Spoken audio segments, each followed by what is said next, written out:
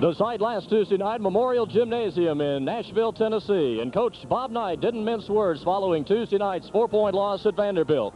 The team that deserved to win won it, and they did it because they made some plays and hung in there. For Indiana U, several chances in both halves to put away the Commodores, but shots that normally go in didn't. Mistakes at inopportune times, missed free throws, and players out of position defensively. You know, you win as a team, lose as a team, and that was last Tuesday night the script for Indiana U. But tonight is another night, another opponent, and the time to bounce back as Indiana welcomes in North Carolina Wilmington.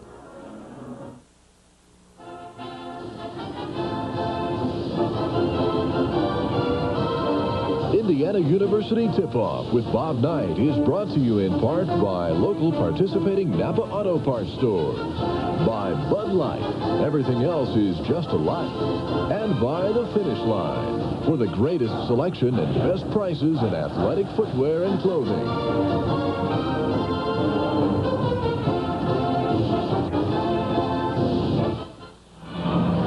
Greetings from the Assembly Hall on the IU campus in Bloomington as we talk basketball Indiana University style for this Friday night. Welcome aboard, everybody, to the IU Tip-Off Show with Bob Knight.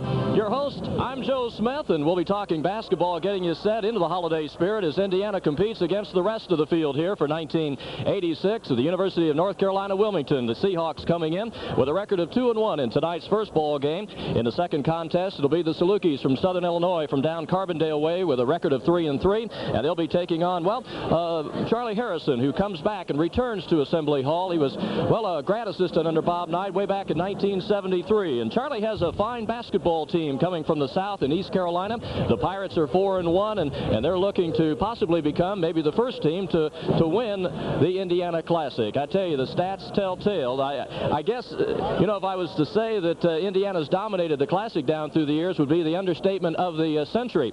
Indiana comes into the contest with 24 straight wins, and really the average winning margin per game, 26.2 points a contest. Indiana's carried home all of the hardware, so to speak, although there have been, well, the players on the alternate team. No one has walked away with the MVP award other than an Indiana Hoosier.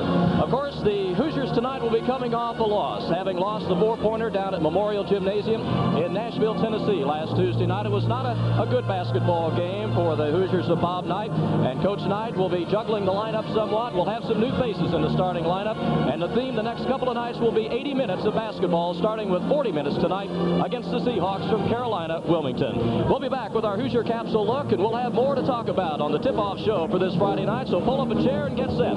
Indiana University basketball coming up right after this. Back to the Assembly Hall, Joe Smith along with Kit Klingelhofer as we start to glance and take the game apart, Kit, and I think the Indiana Classic notebook kind of tells tale. It would be an understatement to say that we haven't dominated down through the years, but you never can take anything for granted. You sure can't, Joe, but this has been a tournament that traditionally Indiana has played well. A lot of good games, a lot of good performances. There's been very few games in the history of the 12 years of this tournament where Indiana has not played very, very well. Alabama came close in the 1978 championship game, losing by 9 points in the title game, and I think other than that, the only other first-round ball game, Utah State was in back in the late 70s and played the Hoosiers tough. I remember that, Joe, and then, of course, we had the Illinois State in the final game about 5 or 6 years ago, and Coach Bob Donowell brought that team in. It was a close game. Other than that, it's been Indiana's tournament, not only in terms of wins, but in terms of the all-tournament team, tournament most valuable players, been totally dominated by Indiana. We'll talk with Coach McPherson and get some comments on the Seahawks, but on paper, a new coaching system. You know, it's the first year down there at Wilmington, North Carolina with UNC. How do they look on paper? Well, Joe, UNC comes in with a 2-1 record. Their one loss was DePaul. They lost by 19 points, 63-44. They have wins over Army and Augusta on Monday night. They're averaging 60 points a game, giving up 55 points a game, which is a good defensive yield, only shooting 44% from the field, and that's something I'm sure that they're looking to improve in this tournament. However, on the plus side, their opponents aren't shooting the ball that well, just 39%. So that's an awful good figure, a figure you hope to live with throughout the year. But the free throw line, they haven't shot that well either, Joe. So if there's one thing that I think they're looking for to improve in this tournament as they come in is shooting the basketball. They have been a good rebounding team, out rebounding their opponents by 6 a game. And again, on the minus side, though, they're getting the ball off 18 turnovers a game, and that's something, again, that I'm sure they're looking to improve. We talked at the outset of the show tonight. There will be some lineup changes, some juggling around. We got to get more potent offensively and do a lot of things better at both ends of the court. Well, Joe, we do. You know, the Vanderbilt game the other night was a game that really Vanderbilt won. because down the stretch, Vanderbilt made the plays. We didn't make the plays. We didn't make plays offensively. We didn't make plays defensively. We didn't get key rebounds when they needed to get them. There were a lot of things that just didn't happen. It was a disappointing performance because I really thought there were times we got almost out of control. Not just throwing it around, but I didn't think we had near as much patience as you see out of normal Indiana basketball. Kid, let's go back to some of the highlights at Memorial Gymnasium as we glance back. And, of course, the Hoosiers had the 9-point lead in the second half. And as we see some of the missed opportunities in down the stretch. Well, Joe, again, there was Daryl Thomas putting in a rebound. Daryl hit the boards hard the other night with 10 rebounds, but he didn't hit his free throws very well the other night. So, you know, that's something. He was only 7 out of 13. Keith Smart goes to the line here and hits a free throw. But it was a game in the second half, Joe. Once we got behind, we were never able to quite get over the hump and come back. And the two, they seem to be able to make all the big plays, but then, well, they did a lot of things to get themselves into scoring position. They did. They had good shots the second half, hit 59% from the game. There's Steve Alford going to middle. Of course, Steve had another good offensive night with 28 points, but we've got to have more help with Steve in the offense, Joe. Vanderbilt moved the ball quite well, and the Hoosiers, of course, came back to within 3 points, but here's again the big plays that were being made down the stretch. And that jump shot by Booker there came after he was pinned in defensively, but yet he made a nice spin move, and then here we come back with a real costly turnover. Goheen gets the ball, goes in for a slam dunk, and Goheen, what a second half he had. 20 points for Vanderbilt in the second half alone. No question about that. Well, we talk as we look at some of the rest as they close out the Hoosiers.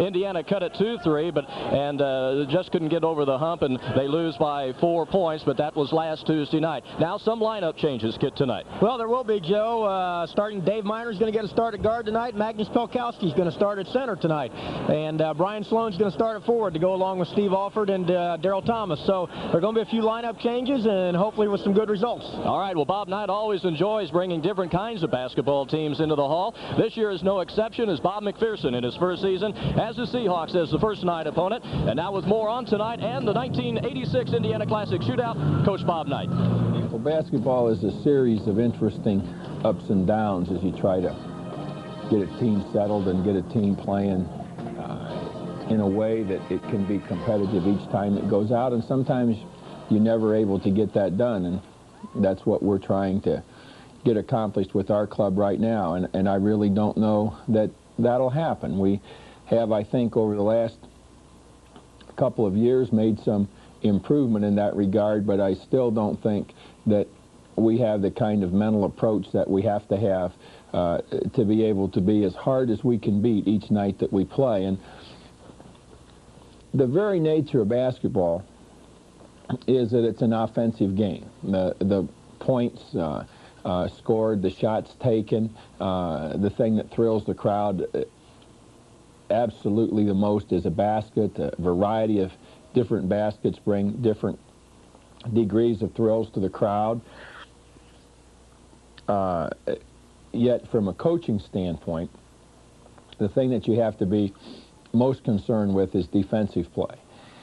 And therein was our problem in Tuesday night's game with Vanderbilt. Our offense was, I'd say, a little bit above average. We got excellent shots, and our productivity or our efficiency resulting from those shots wasn't particularly good. We missed a lot of inside shots. We missed a number of free throws. We could have had a tremendously productive offensive night. We didn't, and we aren't always going to, but we have to have good production from our defense. And our defense really broke down and was broken down at many stages during the course of the ball game. And this was the big difference, I thought, in Tuesday night's game. And I believe over the last couple of years, this is the thing that we've tried to work toward more than anything else, is a defensive consistency, that every night we go out, we're going to play well on the defensive end of the floor, that we aren't going to give up drives, we aren't going to make mistakes in positioning.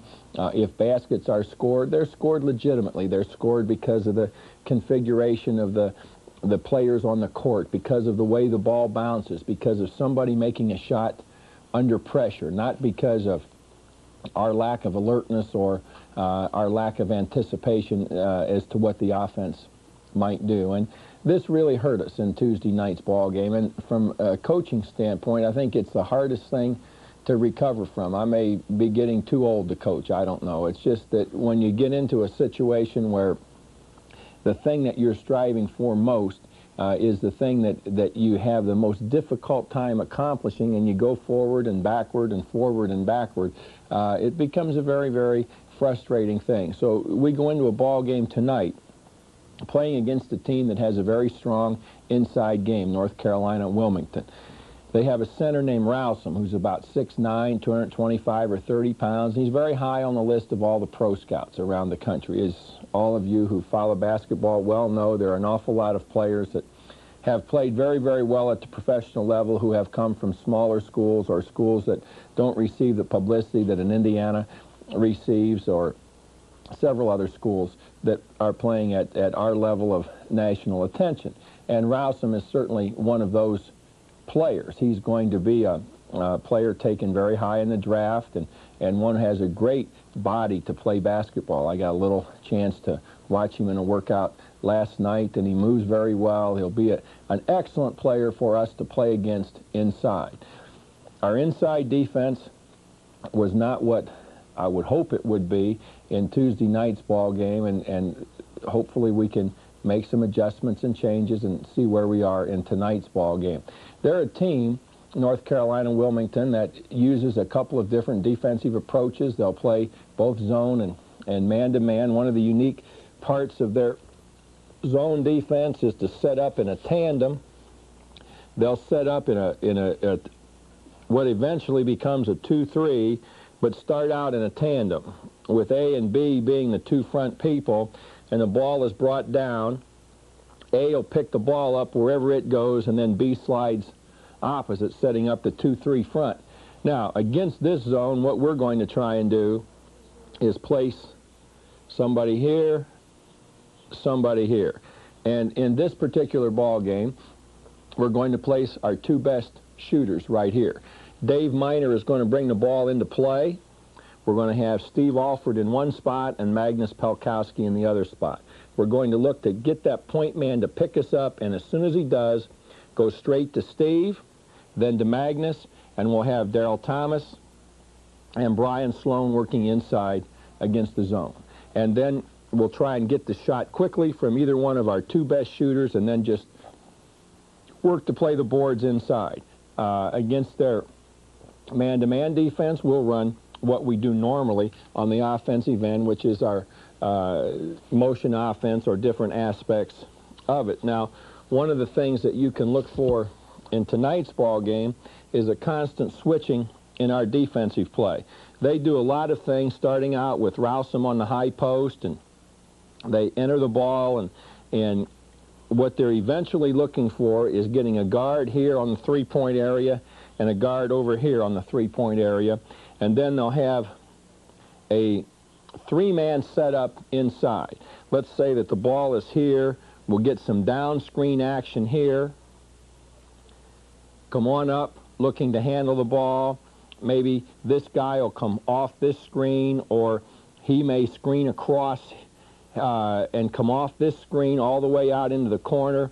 And now that leaves ROWSOM posted in here with really no help behind him. And the ball is reversed to the other side. We've got to maintain pressure on these two spots to take away ball reversal. We're going to switch this down screen. So you can watch us as an example. If Darrell Thomas is playing number 5 and he sets the down screen and number 4 comes up, Darrell Thomas is going to take number 4 very quickly, hopefully denying the pass from here to here or here to here, whichever it might be, trying to keep the ball in this area of the court as much as possible. To the extent that we're successful in keeping the ball out of the middle and our switches take away the passes into the middle, will determine just what we're able to do in tonight's ball game defensively. And it's the defensive end of the court, as I mentioned at the start of our little segment here, that concerns me more than anything else. Before we get into the ball game, I hope you'll stay with us for these words from our friends at both Adidas and Finish Line.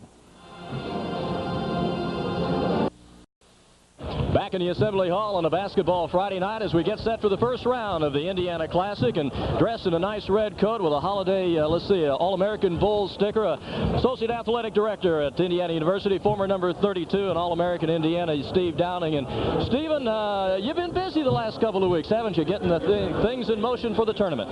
Yeah, Joe, as you say, we've been pretty busy. I'm in charge with putting together pretty much the whole tournament itself, as far as all the teams, the hotels, the transportation, practice time, the whole thing. But we have a lot of people involved with it that give me a lot of help, so it comes off okay. Steve, when did work on the 13th Annual Classic actually begin for you? When did you kind of start to set things in motion? Well, actually, Joe, we start pretty much in the summer when we do line up the hotels and try to figure out what gifts, awards that we want to get for the teams, and pretty much how we're going to run it. We'll talk to players and find out, get a little area input as far as what we can do to make the tournament a good experience for teams involved with it. So we want this to be a tournament that's second to none in the country. Well, I think it certainly has achieved that, Steve, and so is the other one. In a couple of weeks, no rest for the weary, because you got to pack the bags and go to Indianapolis at the end of the month for the Hoosier Classic. Yeah, and that's a little bit different because we're not right on campus, and we have to work with people up there, but it comes off okay, and I think it's a good experience as far as our players, and it gives a lot of the people in the Indianapolis area who cannot ordinarily get tickets to our games a chance to see us play. So we're looking forward to it in the team, because we always get a fine reception up there, and we had 3 good teams coming in: Fresno State, Illinois State, and Princeton. So we're looking forward to it. And it's always interesting to see, a former coach come back. Charlie Harrison has his East Carolina team here. You remember Charlie from 1973 quite well. Yeah, Charlie talked to me today, taught me everything I know, and probably that's what I'm doing, why I'm doing what I'm doing now. But yeah, Bob Donowald, Illinois State, is also helping us. We'll be involved in Indianapolis, so we look forward to it. We always have a good time when we see these people. Steve, you made the drive on Walton back in '73. How about that, Kai? You still think about that? Oh, not as much anymore. I think it's more fans. They come to the games. Everybody says, "Yeah, I remember that play," and I'll think about it at that point, but not really anymore. It's something that happened, but that's the way it goes in sports. Well, I think we'll all remember that play in 1973 in St. Louis, but a true All-American Associate Athletic Director, Steve Downing. Steve, thanks for coming by. Now, with a quick look and a glance at the opponent for tonight, North Carolina Wilmington, Coach Bob McPherson. Well, we welcome to the Assembly Hall on our tip-off show tonight Bob McPherson, who's in his first year at University of North Carolina, Wilmington. And first of all, Bob, welcome to Bloomington. Welcome to the Assembly Hall and our Classic. And I know you're kind of looking forward to tonight's ball game with Indiana, to give yourself and your staff an idea where your ball club is right now, going into your, fourth game of the year, I guess. Right. Thanks a lot, Joe. We are looking forward to it. We know it's a great test for us. We couldn't go against a better program than Indiana's program to really find out a lot of answers about your basketball team. And I guess it's good that you can find out about it this early in the season. Bob, you come in from Sam Houston State to Wilmington, North Carolina. They like their basketball there at the university? Oh, you bet. It's the #1 attraction in town. Our people are really enthused about the things we have done since we've been there. Our attendance figures are up. We've sold the most season tickets in the history of the school and raised the most money through the Seahawk Club. So everything is on a positive upbeat right now. Well, I know that you're interested in gathering your class, your 4 classes, and to see what you can do. Tell us a little something about your ball club that'll be playing here tonight. Okay, at the guard positions, we'll start Adam Porter, who's a junior college transfer, only a sophomore, but who was the player of the year last year in Kentucky Junior College. Senior guard in the backcourt named Sandy Anderson, a 6'2" kid, very quick, will have the responsibility now of guarding Steve Alford. Our offense is built around our big man inside, Brian ROWSOM. Brian is a 6'9" youngster, senior, who will hold all the scoring records at the university by the time he graduates this year, and he's already the leading rebounder, averaging almost 20 a ball game. And then the other 2 forwards we'll start will be Greg Bender, 6'6", and Kevin Miles, a 6'7" player. Tell us a little something more about ROWSOM. We'll be watching him tonight. Obviously, he's kind of the nuts and bolts of what you want to do, really, at both ends of the court, I guess. Yeah, right, Joe. He has a real good shooting touch. Has a nice touch facing the basket. Good hands, a good jumper. Not a great jumper, but a good jumper. Good quickness. Really a lot of court instincts. Anticipates well on defense and knows how to post up, how to face the basket with the ball. He's been through all the big ball games, and the experience shows in his play. You know, one stat in your 3 bowl games you played that I'm impressed with, and that's your field goal against, under 40%. Now, I tell you what, something's got to be clicking there. Well, we work extremely hard, Joe, on defense. Most of my ball clubs always are right at or near the top of our conference each year in defensive average, and this ball club is no exception. We spend hours on it, and we play basically the same type of defense they play here at Indiana. It's a helping man-to-man defense, a lot of pressure on the ball, and try to force everything to the outside. How's the three-point play been to you so far this year? You know, we really don't have anybody in our ball club that can step in and shoot the three-pointer yet. You know, we have a couple of kids that have knocked down a few, but to have a youngster like a Steve Alford or someone who can shoot over 50%, we don't. That's something that we'll have to recruit in the future. And on the other hand, it hasn't hurt us either from the opposition. Bob, you look at keys to tonight's ball game for your club. What are some of them? Well, we just got to do a good job on Alford. We can't let him get on a run and get, you know, 35, 36, 37, 38 points. We got to keep him contained. Got to do a good job on the other kids. And a player that really impresses me in their ball club is Keith Smart. I think the kid is really, really talented. And then their big kids are beginning to come around. I saw the Garrett kid play 2 years ago in California Junior College, and they got a good ball club. We just got to do a good job changing tempo, play good defense, and pound the glass hard, and have good shot selection on our end of the floor.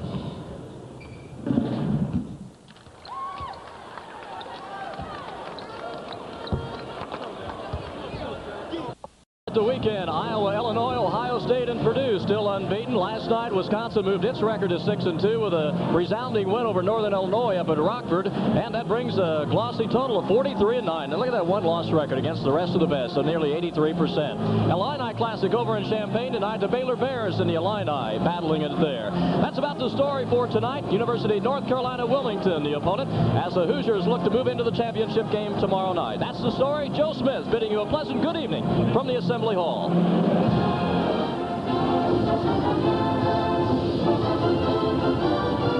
Indiana University Tip-Off with Bob Knight was brought to you in part by local participating Napa Auto Parts stores and by the Finish Line for the greatest selection and best prices in athletic footwear and clothing.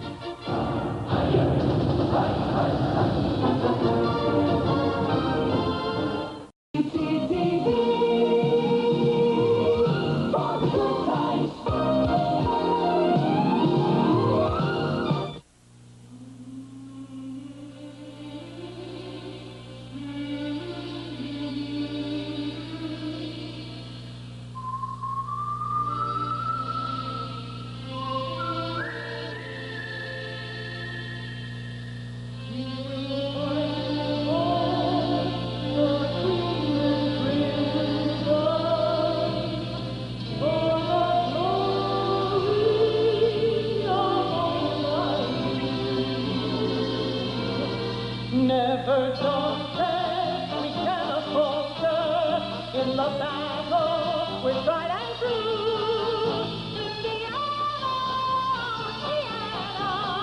Indiana, we're all for you.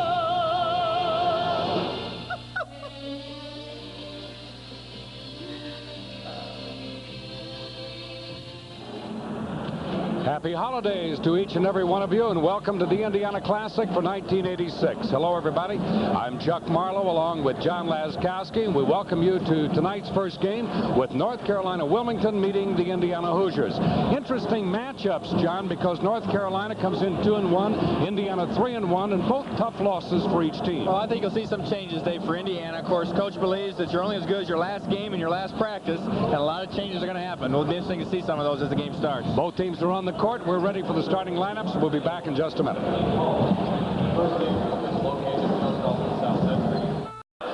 All right, let's go right down to Chuck Crabb for the lineups of tonight's first game. Seahawks from North Carolina, Wilmington. At one forward this evening, a 6'6" senior from Fremont, Ohio, number 33, Greg Bender. At the other forward, a 6'7" senior from Tallahassee, Florida, number 35, Kevin Miles.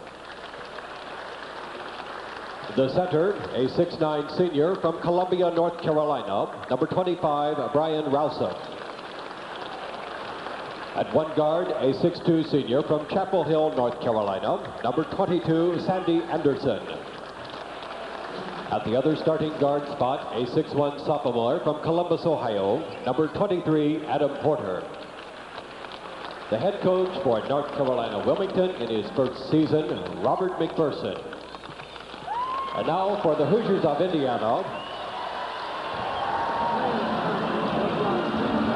At one forward this evening, a 6'7" senior from Westchester, Illinois, number 24, Darryl Thomas. At the other forward, a 6'8" junior from McLeansboro, Illinois, number 45, Brian Sloan. In the middle, a 6'10" junior from Bogota, Colombia, number 14, Magnus PELKOWSKI. At one guard, a 6'2" senior from Newcastle, Indiana, number 12, Steve ALFORD. Rounding out the starting lineup at the other guard, a 6'5" freshman from Cincinnati, Ohio, number 31, Dave Minor. The head coach of the Hoosiers, now in his 16th season in Bloomington, Bob Knight.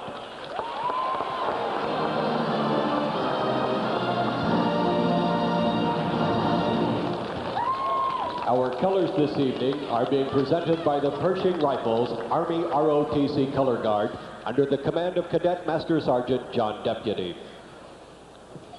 Let us pay honor to America with the IU Pep Band under the direction of Professor Joseph W. Herman and featured vocalist Professor Roy Samuelson. Ladies and gentlemen, our national anthem.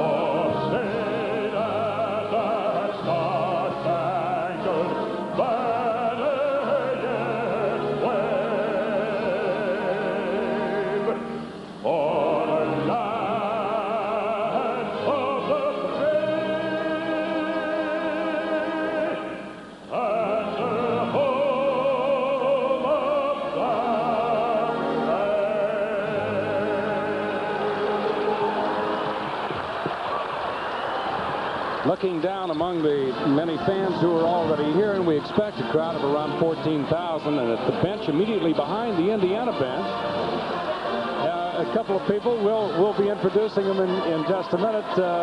Eddie Gottlieb, who was the student manager over at Ohio State when Bob Knight played over there in 60, 61, and 62. Eddie's up from Florida. And then next to Clete Ellis is Stu Inman, who used to be with the Portland Trail Blazers. The officials for tonight's game, and we've seen them before, as a matter of fact, just the other night. Tom Rucker, Eric Harmon, and Sam Licklider, although I don't think Sam was with them the other night. Chuck, for Wilmington, the guy to watch is 25, Brian ROWSOM, 6'9", 225 pounds. He already holds 7 of the Wilmington records, career records, and he can break 11 more this year. He only needed about 150 points to become the all-time leading scorer. They like to go inside to him, but the Seahawks are known for their defense. They're giving up just 55 points a ball game. They like to switch between a man and zone defense. They're very sticky. Let's see what happens. Well, PELKOWSKI had a hand on the tip. ROWSOM, however, in the struggle for the ball, tipped it out, and it was touched by a Seahawk player, so it's Indiana's ball. ALFORD will bring it up. Now we'll watch to see, and immediately they go man-to-man. Seahawks do. ALFORD out in the three-point range. Minor getting a starting job tonight as PELKOWSKI crashes on the short shot. And the Hoosiers control again. Thomas has it knocked away. Darryl struggled at the free throw line the other night. Minor playing aggressively across the top of the key. PELKOWSKI has it knocked away. And here they come, the Seahawks on the break, and just the man you were talking about, Brian ROWSOM, gets the feed from Adam Porter for the first two, and the Seahawks lead. I think you can see how scrappy they were. They did a good job defensively. Now they got another steal. That's 2 in a row. This is Porter. Alford. Now backcourt to Anderson. Sandy takes it in. Arching a high shot in the air. They crash from the weak side. PELKOWSKI tries to come out with the ball. He's pushed away. And now Indiana comes up as Sloan recovers, and Minor throws it right at the feet of Thomas. Second turnover, third turnover by Indiana. That's 3 in a row, Joe Smith. Yeah, 3 in a row. And Indiana has yet to take a shot. So kind of continuation of what happened at Vanderbilt. With the ball, 35, Kevin Miles. And back out on top, it comes to ROWSOM. ROWSOM can play all over the court at 6'9", and he apparently has good range from all over that, from about 14 feet. I wasn't afraid to take that shot. Magnus PELKOWSKI will be guarding him. Magnus has about 2 inches on him, but he's got to stay low. ROWSOM really came out a long way to get that ball. Minor, as Alford squares up, it's out of bounds, and Eric Harmon makes the call. Says that Minor was the last to touch it. Slow start for Indiana, trailing 4-0. Yeah, just not sharp, Chuck. It seemed at Vanderbilt, right when it came down to the end of the ball game, Indiana just did not make the big plays they did. There's a big play, though, steal by Daryl Thomas. Step in by Thomas. That was nearly an over and back, but Thomas picks it up for the stuff in Indiana's first basket. Well, I think that answers the question. You know, we've seen Daryl go up on some layups, rebounds, and not stuff it. And there you saw how with a little bit of space, he was able to go up and stuff. He should do that, or should try to do that, especially when he's in a crowd. Miles down to the baseline, and he carries it a bit too deep and is called for the first foul of the game. Offensive foul against Kevin Miles. Miles, 6'7", from Tallahassee, Florida. And Indiana, with the turnover, now has a chance to tie. In the backcourt, Dave Minor, the All-Ohio last year from Cincinnati. Well, that puts Indiana in front, and Alford continues where he left off. He had 4 3-point plays the other night. Well, that makes him 12 out of 19 now from the 3-point line. Indiana shooting about 59% from the 3-point line, but only 47% in 2-point field goals. PELKOWSKI just a little too deep under the basket as ROWSOM comes up with his third field goal. You can see why ROWSOM's such a leader for this team. He's always around the ball, and there you saw his rebounding.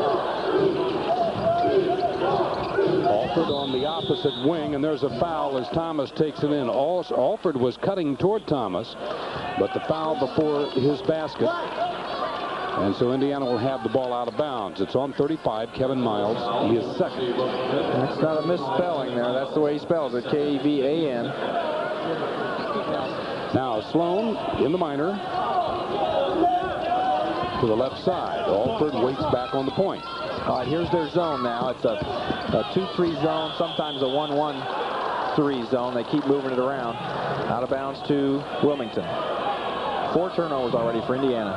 Well, that's just 4 too many for 3 minutes, and that's exactly what we played. Coach Knight not too happy, although sitting somewhat passively on the bench at this moment. Indiana trailing by 1, 6-5. Sandy Anderson, number 22. Now inside he goes.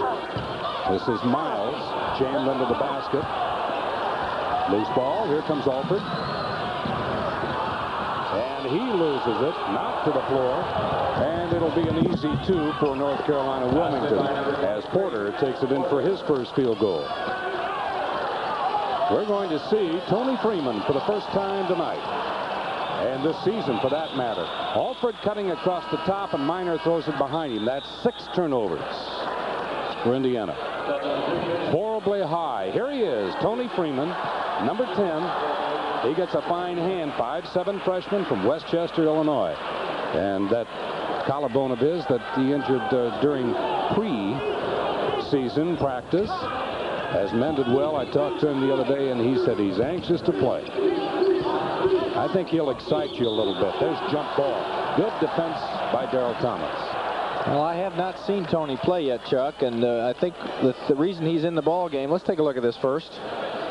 Pass goes to ROWSOM. They look for him a lot. Daryl Thomas right there with good position. There's number 10, Tony Freeman, at 5'4". He's guarding a guy 8 inches taller, but he's a good ball handler. He can help bring the ball up the floor. The Indiana's having trouble with turnovers early in the ball game, so you go right to Freeman and see if he can get the ball up the floor.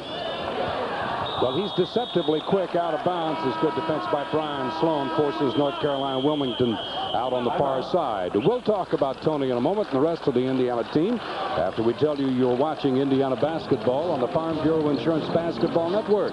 Indiana trails North Carolina Wilmington 8-5. Back once again, it's going to be North Carolina Wilmington to toss it in on the far side. A couple of more faces here as we take a look at the field goals. 57% North Carolina.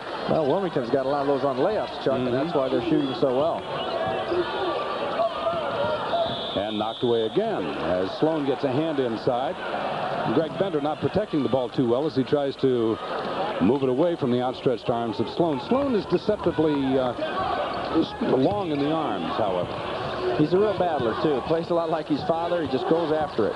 ROWSOM hits hard off the glass, crashing inside once again. Blocked away in the foul on PELKOWSKI, and Miles will go to the line to shoot. Well, Indiana's still having trouble with that offensive rebounding. They're not blocking out. That's the 6th rebound already by Wilmington. Indiana just with 2, and 6 turnovers for Indiana. Wilmington with 2 there. So you can see the advantage really going to the North Carolina team. We were talking a moment ago about Stu Inman being here, along with Ed Gottlieb. Wayne Embry. Wayne Embry's here with the Cleveland Cavaliers. Rick Sund is here, and Scott May is here. I saw Scott just for the game. He had a bandage on his wrist. He may have a hand problem, or otherwise he'd be in Italy with the professional team he plays for there. So it's good to see Scott back watching the Hoosiers. Well, it's sad to see him injured again. Scott has been plagued by all sorts of injuries since that broken wrist suffered at Purdue his junior year. I think you remember that too, don't you?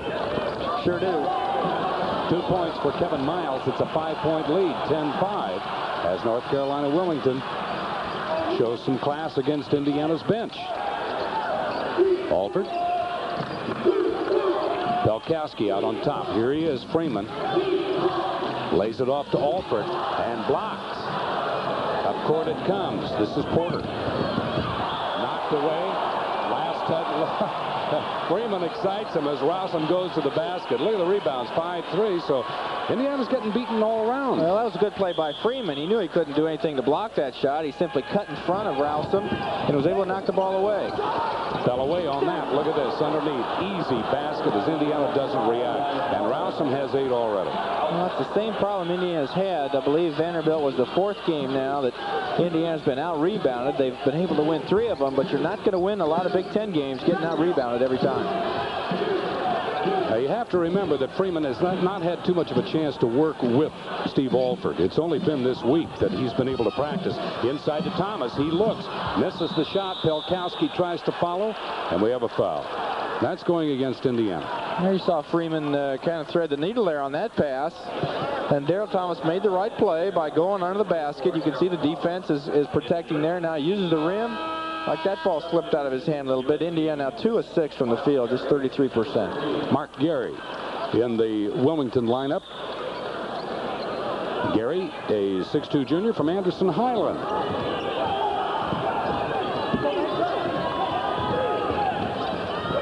ROWSOM out on top, double teamed as Freeman sort of slapped at him from the help side. Good ball motion by North Carolina. And a whistle. And this foul goes against Greg Bender, his first.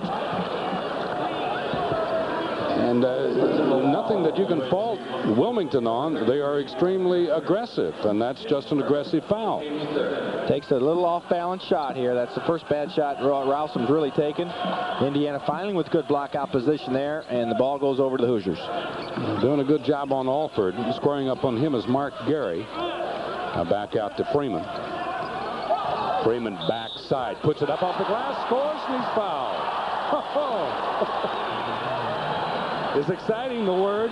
Well, that was 8 straight points by Wilmington until Indiana scored. And watch how he uses quickness. With outsides, you've got to compensate. He uses quickness to get around his man before the defense can come over. That's 6'9". ROWSOM trying to block that shot. Tony's able to get rid of the ball and somehow get it to go in. Adam Porter is charged with the foul. And Freeman's shot from the line is errant, and he stays down court. He is so quick he can get back, recovers well. You can hear Bob McPherson, Wilmington coach, yelling easy over here on the side. He wants a patient offense. Gary. Inside, double team. Nearly knocked away. And hard to the floor, and a foul will be called against Indiana. That brings Knight up off the bench. He protests to Eric Harmon. Foul goes against Brian Sloan. You can see Tony Freeman trying to create some action here on defense. There you see him slapping the ball. See, he knocked that ball away, but it goes right to Wilmington. Bryant reached with the right hand. It looked like he had good position, but he reached with the right hand to draw that foul. If he'd have kept that hand back, he'd probably got the offensive foul against Wilmington.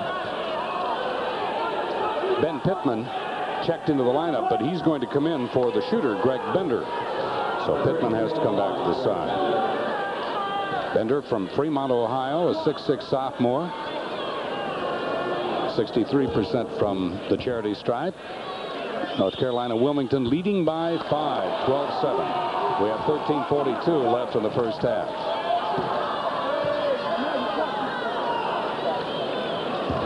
Keith Smart whips off his warm-ups. He's going to be coming in a minute. Bender hits the free throw, his first point. Smart is in. Pittman is in. Out goes Brian Sloan for Indiana. And Bender for Wilmington. So in the backcourt, it's going to be Freeman and Smart. Alford now moves down to a forward position. Inside it goes to Thomas, and he's fouled as he goes up. Foul is going to be against number 32, Pittman. And he's played about 20 seconds, draws his first foul. Pass inside by Freeman. There with a quick move. And got that shot blocked with a foul. He'll have 2 shots. Garrett for Pelkowski for Indiana. So Bob Knight now beginning to bring his regulars back in again. Darrell had his problems at the line, missed his first 4 down in Nashville the other night.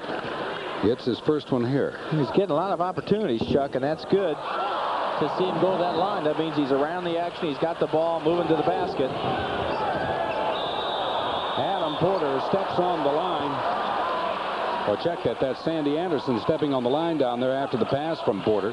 There's a little action created again by Freeman. He forced his offensive man out so far that when he caught the ball, he had to step on the line. So it goes as a violation, but really Freeman had a lot to do with it. Freeman comes away and screens. Smart back on the point. Inside, drops it off. Garrett. Have to be ready for the passes when Freeman and Alford are in the lineup. It misses. Back out it comes to Garrett. And he is too far from the basket. Wise move. You see what he did there? He got the ball. Instead of taking that shot, he moved it right out. And now Darrell Thomas gets a little bank shot. But good play by Dean Garrett. He did not have it, so he threw it out. Garrett.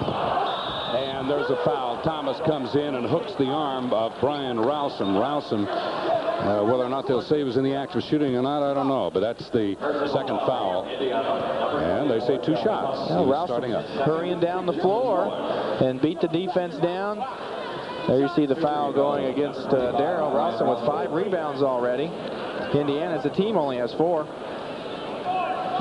The first game of the Indiana Classic from Assembly Hall as Brian ROWSOM, North Carolina Wilmington, hits for his first free throw. This is really building Wilmington's confidence, Chuck. When a team comes in and they've heard about Indiana, they see the 14,000 people, they're a little scared. They don't know whether they can handle the crowd here, the Indiana team and all that, and they come in here and start a pretty good game. They hold a 6-point lead. It really builds their confidence, and this is kind of what happened to Vanderbilt. Vanderbilt realized they were a good enough team to stay in the ball game with Indiana and end up winning the ball game.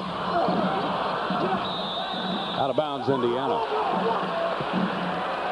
John, I'm watching the Indiana action, and I'm trying to see, and you're a much better judge because you have played Bob Knight's system, but the motion of the ball seems to be lacking a little purpose and a little timing. All right, that's a good pass there. That's a zone.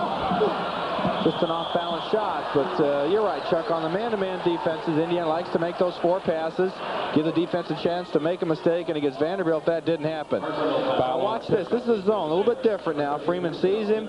He's wide open at 7 feet away. You always go into the man. Kind of a funny looking shot there, but Darrell stays right with it, gets fouled from behind. So that's a little better offensive sequence there, but overall, you're right, Chuck. The offense has not been what it can be so far here in the game. Darrell's beginning to find, knock on wood, the range. And, well, I knocked on wood and he found it. He's 4 for 4. Yeah, free throw shooting's mental. We've talked about it a lot. Indiana now just one of their last 6 shots in the last 3 minutes. Steve with a loose ball after Adam Porter's shot went awry. Alford back to Freeman. The inside looked one way, tried to hit Garrett. Here's Smart in the zone. Tipped up. What do we have? A foul? Yep, it's going to go against Garrett over the back. Substitution, 33. Bender back in, replacing Kevin Miles. Darrell Thomas with the pass, and that's a good shot. Indiana's just had trouble shooting now the last 2 ball games. Smart misses it. Garrett comes over the foul. Garrett with his first. That is the 3rd team foul. Check that. The 5th team foul against Indiana. Good play by Darrell Thomas. Anticipates that pass way out from the basket. He comes up with a steal and draws the foul. There's Tom Rucker with the call.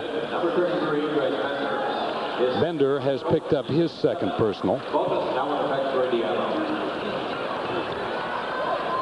Score is 15-11 if you just joined us. North Carolina Wilmington holding the lead after the opening basket of the game. And Indiana starting its bench with the exception of Thomas and Alford. They started Pelkowski, Minor, and Sloan. Indiana again hitting their free throws. That's 5 out of 6 now for the Hoosiers. But Indiana's not really looked for Alford a lot on the offensive end either, Chuck, and he's their main scorer. Substitution number 22, Sandy Anderson back in for Wilmington as we have a timeout. You're watching Indiana basketball on the Farm Bureau Insurance Basketball Network. Indiana trails North Carolina Wilmington by 2.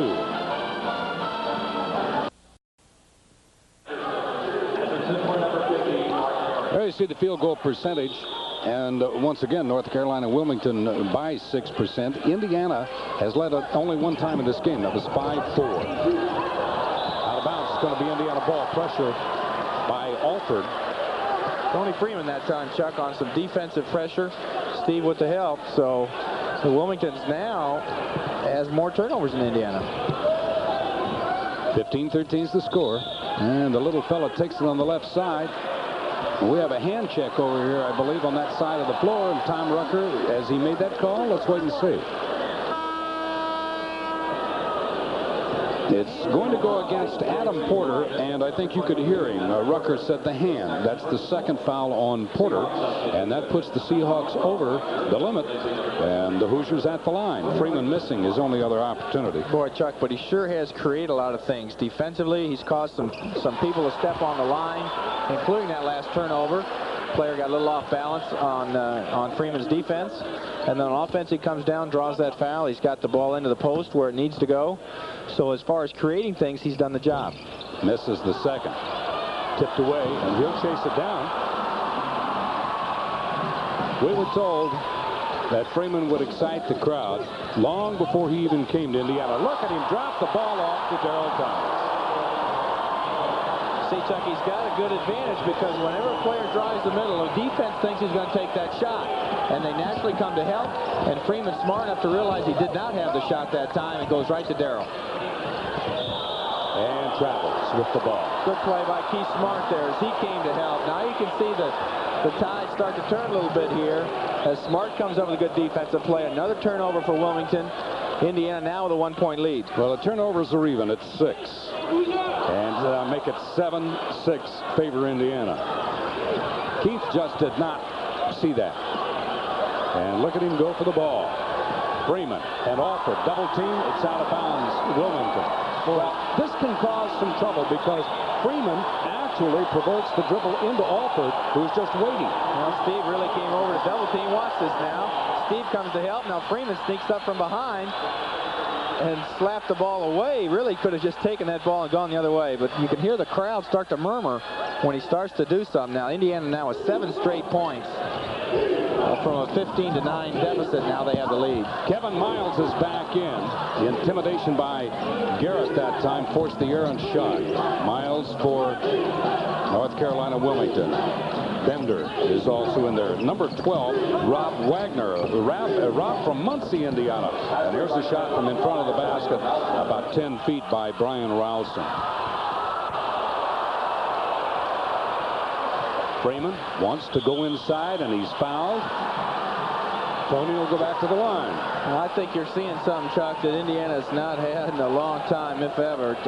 Smart and Freeman are two of the quickest players you'll ever want to meet. Now they're on the floor, both at the same time. And you can see the problems they can cause and the offense they can create just by using their quickness. Obviously something you can't teach. All right, John, let me ask you something, too, while we're watching this. Tendency that Keith has had probably is to play a little bit out of control from time to time. He's a junior college player coming in, having to learn a new system. But you're looking at Tony Freeman, who also has to learn a new system, but he's a freshman. What kind of liabilities does this create? Well, don't forget now, Freeman came from St. Joseph's in Westchester, where Isaiah and Daryl Thomas both come from. A very good high school program. So this little guy knows how to play ball.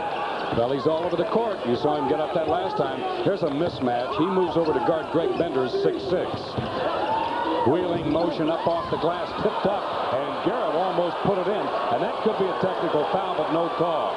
Garrett just threw off the blocks. Here's Alford on the drive. Used some elbow. Bad shot by Thomas, and the rebound to Brian ROWSOM. Took that shot fading away from the basket, Chuck, and he's got to take it right up, maybe draw the foul. We got a timeout. North Carolina Wilmington calls that timeout because they're behind for only the second time in this game. You're watching Indiana basketball on the Farm Bureau Insurance Basketball Network. Indiana leads Wilmington 18-17. Indiana led, as we'd mentioned before, 5-4. That was in the early going of the game. Indiana at the before the last timeout had only hit 1 of 7 from the field. They have only hit 1 more shot, so they're 2 of 8 from the field in about the last 5 minutes, Joe. It's about right. Yeah, about 2 of 8 from the field. There's the bench scoring. Freeman has all 5 of Indiana scoring. 4 out of 13 from the field, 30% for Indiana. Wilmington's now just 1 of their last 7, so they're down to 35%. Rob Wagner, and off it goes to Bender. Inside, back to Wagner, who just completely back-cut Steve. And Alford lost his man. He was helping out on the big guy inside. Lost where his man was, and you can see it ended up in an easy layup. Watch as Indiana tries to set it up. Freeman off the front of the rim. It's no good. That maybe a little bit out of his range. His arm might not be back to full strength. And 1 or 2 passes and a quick shot. So, again, Alford not in the offense yet. Watching him move the ball. 22, Sandy Anderson. Back over it comes. 12 is Wagner from Muncie. Back to Wagner. Up, and Garrett high above the rim to pull it down. Here comes Alford. Keith Smart.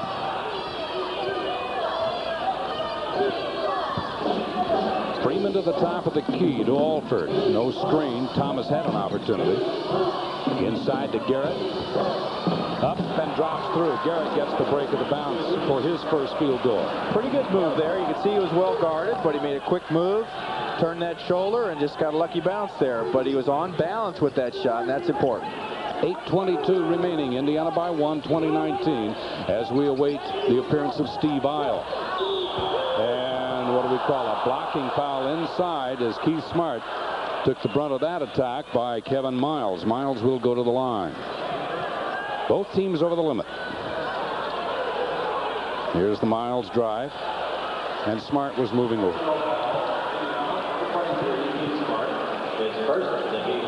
On Smart, that is personal foul number 1. He's a junior college boy, as we mentioned, from Baton Rouge, Louisiana. Went to McKinley High School in Baton Rouge.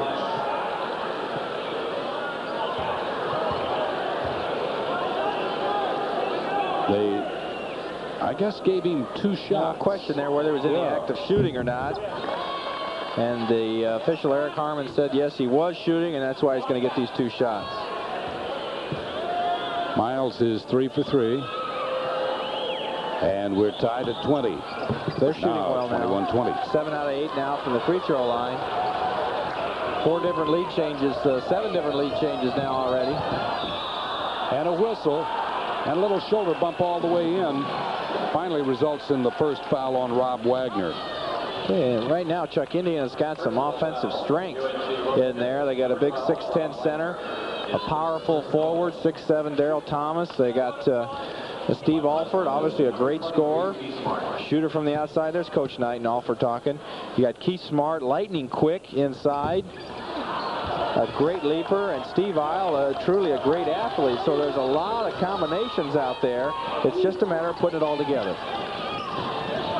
Wagner to the right side, double team down low, and tipped out of bounds. Last touched by Greg Bender. Bender made a mistake. He took it into the 2 big men. That's good defense. There you saw him under control, hands straight up. They didn't necessarily have to block the shot, but just forced the player to miss, and the ball goes to Indiana. Here's Isle. He was in at that last dead ball.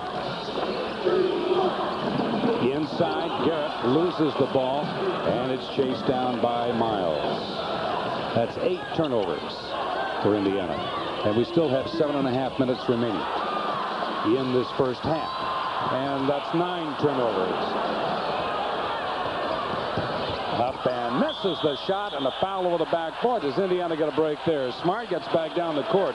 Miles commits his 3rd foul, but an easy crip was missed underneath. Well, again, Chuck, the team runs a drill in practice where they pass fake. And whenever a guy throws a pass, the defense naturally lifts their arm straight up in the air to try to knock it down. You've got to fake that high pass and come with a bounce pass. Indiana gave up the layup, and Smart did hurry back on defense to create a scoring situation for himself. But not a smart play. Just tried to go over the defense with that pass. And it won't fall. He's missed 2. Well, the Hoosiers can't pull away. It's 21-20. They trail by 1. Wagner with Alford. Wagner's pretty quick. There's a step in by Garrett over to Isle, and wisely holds it up at the top of the key. It looks underneath. Thomas back out to Smart. Now Alford tries to set a screen for Isle, and a whistle, and there's a holding foul that goes against Wagner, and will send Steve Isle to the line. Good offense that time by Daryl Thomas. You saw him work 2 or 3 times. There's Coach McPherson, the Wilmington coach, first year. Was it Sam Houston in Texas? They call that foul on Greg Bender, pardon me. For 5 years, and now with the Seahawks. But Thomas did not have the play, simply brought the ball back out and created a free throw situation. So Indiana's playing a little smarter, and that's the key. Against Vanderbilt, they didn't do a lot of smart things on offense, and obviously they've looked at the film, learned from those mistakes, and now it's time to correct them. Steve Isle has adjusted his shooting technique and has seemed to improve a little bit at the line. He's got the ball resting more on the forepart of the palm and fingers now instead of back on the heel of the hand. Right, you get more control that way, and as I mentioned, he's a great athlete. He's just learning some more basketball skills, and saw him make 2 free throws there. Ricky Green, number 14 in the lineup for Wilmington. Green is a 6'3" sophomore from St. Louis. It's 22-21 Indiana with 6:45 left in the first half. First game of the Indiana Classic. Second game will match Southern Illinois and East Carolina University. Oh, that's Ricky Griffin, Chuck. I'm sorry. You see it, number 14, Ricky, you think automatically it's Ricky Green from Michigan. That's Ricky Griffin. We have a blocking foul goes against Wilmington. That will be Rob Wagner picking himself up, his second. UNC Wilmington, number 12, Rob Wagner, his second personal. You see Indiana getting a little better control of the game now, Coach Knight with Keith Smart. Still not the type of game that Indiana can play, not as well a game as Indiana can play. Look at those stats, 93% from the free throw line and over 50% from the floor. That's the 3rd free throw that Steve has missed this season.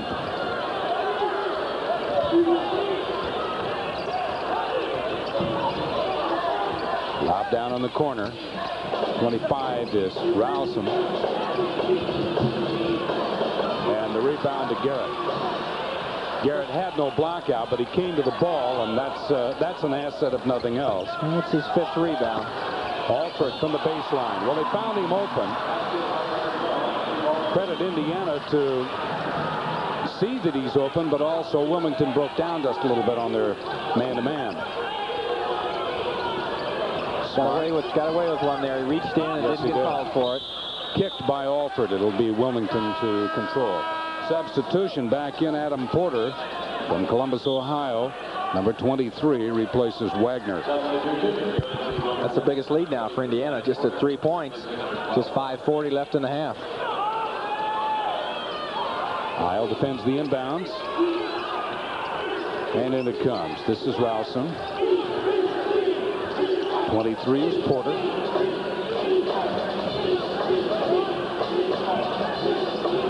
Knocked away. Wisely, as Thomas said, the Indiana team is schooled to always be aware of where the ball is, and that's one of the reasons why they come up with the easy thefts on the deflected ball. Here's Thomas up to the glass, and a foul. The basket will count, and the foul is on 35, Kevin Miles, and I have him for 4 already. Iowa to play that time. His defensive man fell down. He goes right to the hoop until he gets stopped. Exactly what you're supposed to do. Look at that good bounce pass. The only way to get it through the defense. And Darrell takes it up strong. That's the way to play. Here's Thomas. And off the front of the rim. Gets it right back. Knocked away from him. Garrett bites to the floor. Taken away. Good move. And on the line, just a little bit too close to the stripe. Adam Porter steps on the stripe. Tough turnover for Wilmington. There's the turnovers high for both teams. Indiana now just 4 out of 9 from the line after going 7 out of 8. Charles Cherry, number 31, replaces Kevin Miles with 4. 3-pointer. And Alford has only 8 points, but 2 of those are 3-pointers. It's just not that far away for him, Chuck. 19-9 is well within his range, as you can see by his shooting percentage. Blocked. Garrett gets his hands on it. Out it comes. Here's Smart. Little. Slow it down. Good play there, Chuck. He was almost out of control. Sure was. And look at Garrett the other end. Looks like things are starting to come together now. Garrett lobs in. He's fouled as he goes to the basket. The lob was from Thomas. And Dean will go to the stripe. Now, that's that same lineup I had talked about, Chuck, with all the different talents that are there. It's just a matter of putting them together. Look at that, a high lob pass into your big center. He goes up strong with it. Chance for 3 points. Alford makes a 3-pointer from the outside. Your defense is coming on a little stronger. They've given up just 21 points now in 16 minutes of the first half. So it looks like there's a lot of possibilities out there. It's just a matter of getting it done. To the right side, Porter. 11 straight points now for Indiana after Wilmington led 21-20. Griffin having a little trouble handling the ball. ROWSOM down to the baseline. Has to force it up. Tipped away. Alford tries to get a hand on it. And Griffin gets it right back. Here's a steal by Smart. One-on-one. What's he going to do? And he is hammered to the ground. That's Griffin.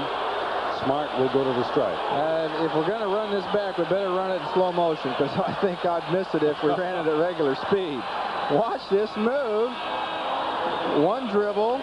He's at half court. 2 dribbles, 3 dribbles behind the back as quick as you can be. And if the guy doesn't foul him from behind, an automatic layup. 3 dribbles, and one of them was behind your back from half court. Now, not a practice you high schoolers should try, but you just saw it done right there. Darrell Thomas to the bench. Tony Freeman back in again. Thomas sits down with 4:09 remaining on the clock and 12 points.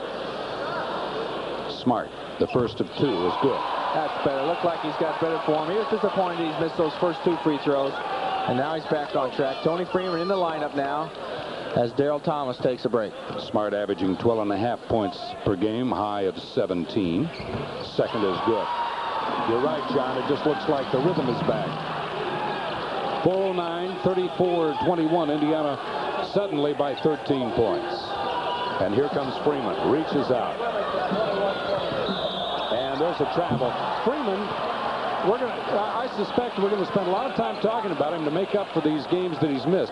But Freeman intimidates by his mere presence, by his mere approach to you. He's coming at you, and you know something's going to happen. You know what you want to do with the ball, but suddenly, John, you're thinking about what he's going to do, and that's the wrong thing. Right. The other players are aware. They help out. Now, remember, you got a big center in there at 6'10" who can block shots that players get away on the inside. Heil with the rebound on Alford's three-point attempt. The substitution, Mark Gary, back in for North Carolina Wilmington. Over to Alford. He had the shot. Smart inside. It's short. ROWSOM clears the boards. That's a good shot for him. ROWSOM does it all, averaging over 10 rebounds a game. And high in the air goes Ricky Griffin for his first field goal over the outstretched arms of Dean Garrett. Had been almost 5 minutes that Wilmington had been held scoreless since 21-20 lead, so they finally got a bucket. Indiana playing with a small lineup. And Garrett at 6'10". Three on the way, and no good. Tony's shot still just a little bit short. And again, not to come to his defense totally, but I think he still does not have all of the strength back and the mobility of that arm. Griffin, 2:52, first half of the first game of the Indiana Classic.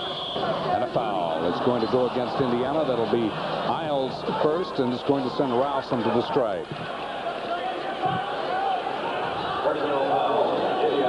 Steve comes to help. ROWSOM gets the ball inside. Steve's there to help. Looks like he didn't have his arm straight up in the air, and there's the call. ROWSOM very aggressive on offense.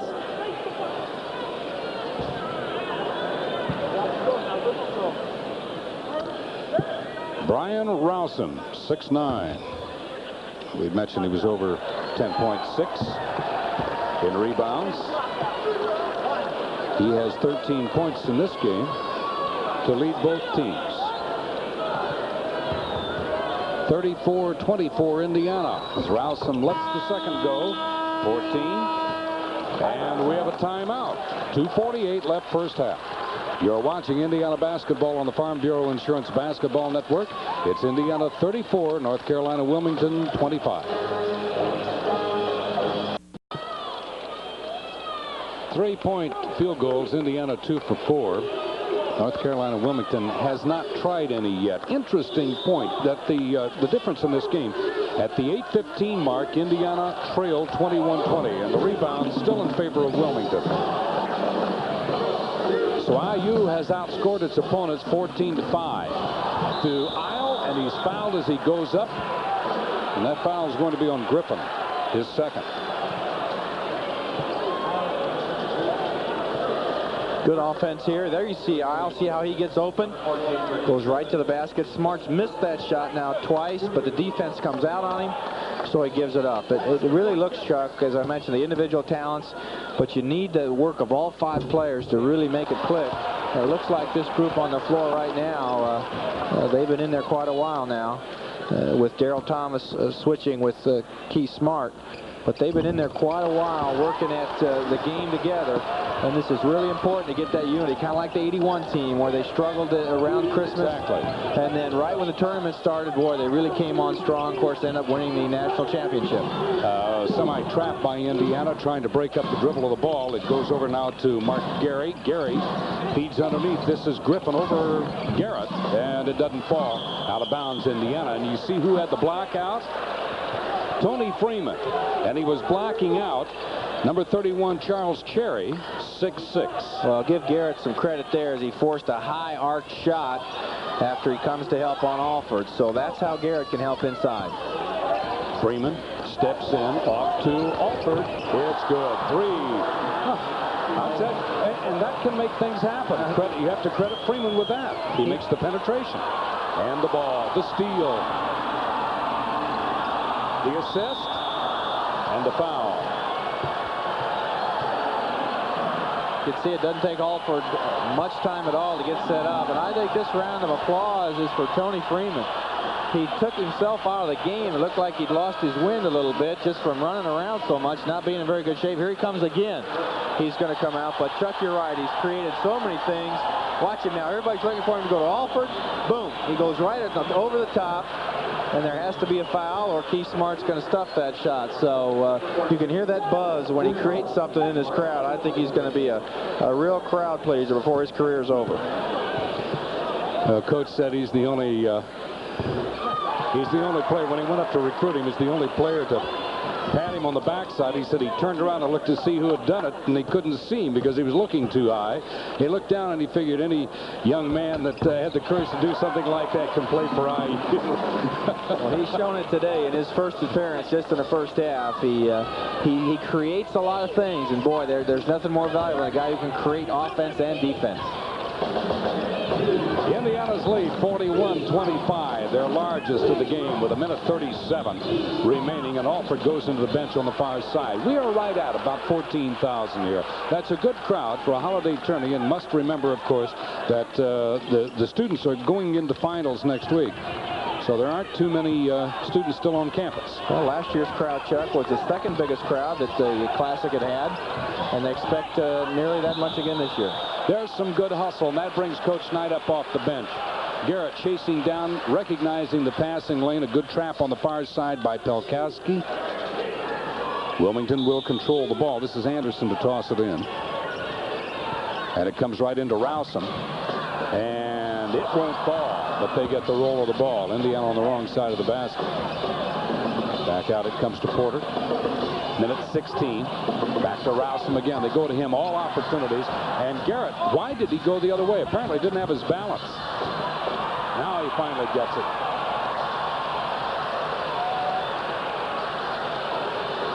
He's really holding his own on defense, though. Indiana just having trouble coming up with that first rebound after the first shot. The rebound after the first shot. Alford to Smart. Deflected out of the hands of Isle. Alford steps up, scores. Steve has 13 points, 2 two-point field goals, and 3 3-point. He's just taking advantage of every opportunity he's had, because he has not had that many. Look at that block. And exactly what you had mentioned before. Garrett waits until the ball is released before he goes for the block. That's 4 block shots now for him, so he's valuable inside as long as he can stay out of foul trouble. The guard comes in. He's out of the way as far as body position is concerned, so he doesn't draw the foul that way. Just happen to knock the ball out of bounds. The next best thing, of course, is to keep that ball in play. Look at that hustle by Magnus. That's an easy 2. But good hustle, yes, you have to give credit to Magnus PELKOWSKI. The only thing Magnus could try to do is throw the ball way to the other end of the floor so that the offense does not have the advantage as they did that time on a fast break. Rob Wagner back in for Wilmington. He replaces Cherry. Alford steps up and should have taken the shot probably. Out it comes. This is Gary on the easy solo. At the buzzer, the basket will count, and we've come to the end of the first half. The score, Indiana 43, North Carolina Wilmington 29. We'll be back to take a look at the scoring of the first half in just a minute.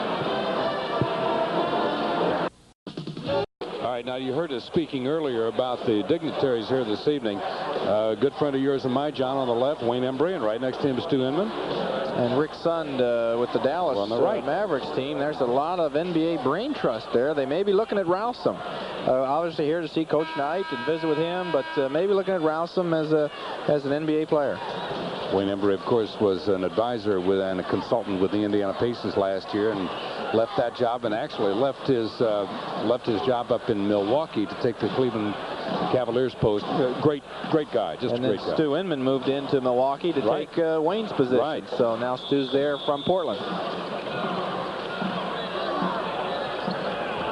Indiana with the ball as we start the second half of play, and let's check the lineup. It's going to be Freeman, Alford, Thomas, Smart, and Garrett for Indiana, and out of bounds Indiana. ROWSOM thought that was off an Indiana player. Tell you, the most important thing, Chuck, of getting that ball inside of the big man is the angle of the pass. And Indiana's been trying to throw that pass from too high on the floor. You need to take dribbles down to the baseline and then make that entry pass. Alford, three-pointer on the way, no good. Thomas tries to follow, right in after the ball, and good defense that time by Sandy Anderson. Stepping in, that was an easy 2 by Thomas if that pass had connected. Trying to work the ball around, and Alford commits the foul, and that's Greg Bender he was guarding.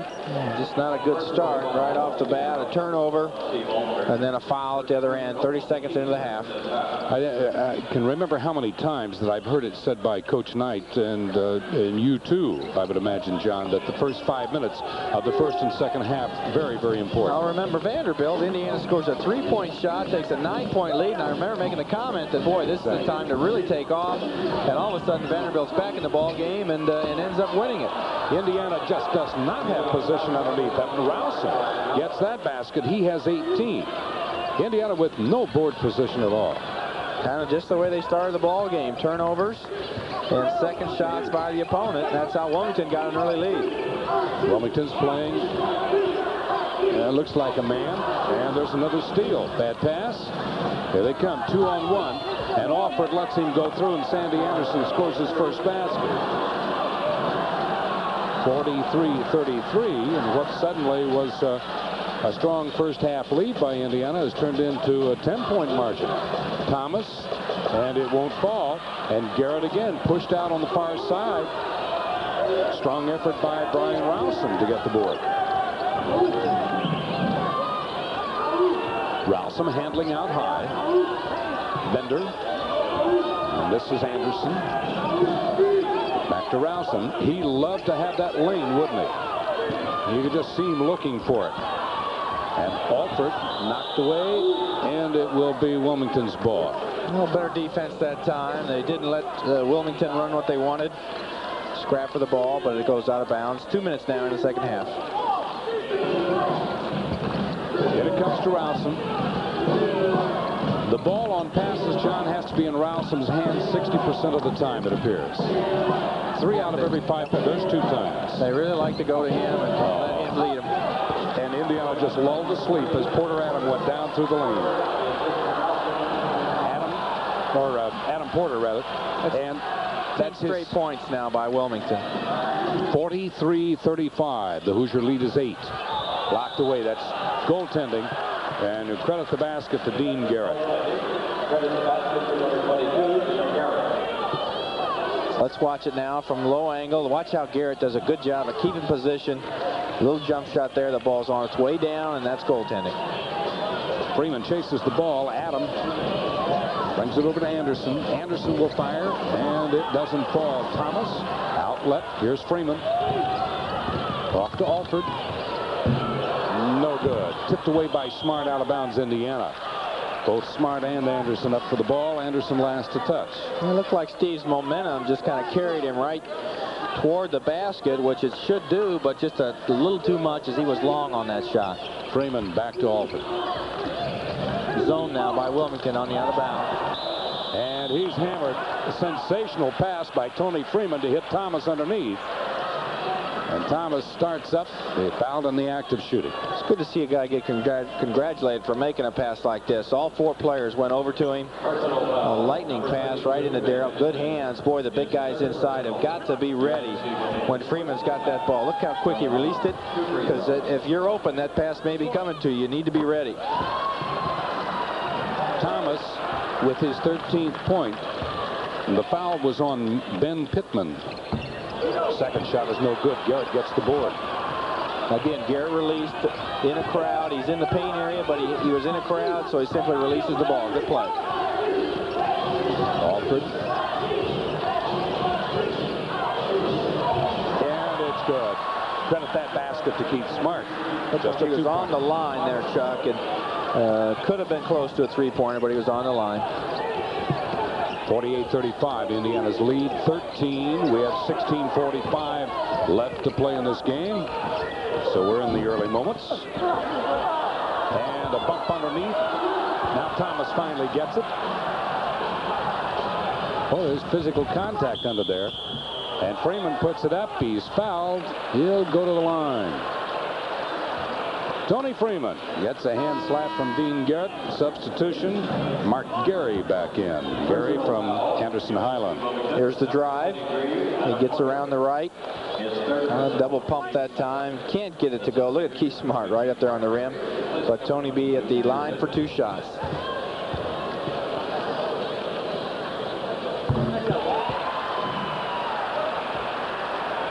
Freeman only 5'7".